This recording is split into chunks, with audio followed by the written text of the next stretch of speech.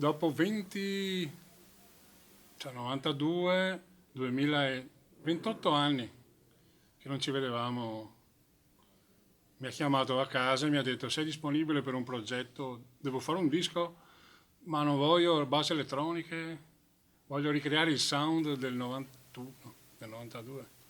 Ho detto vabbè, però poi sono passati mesi e non mi chiamava mai. Finché un giorno mi ha richiamato e mi ha detto ti sei ancora libero? Ho detto sì, perché?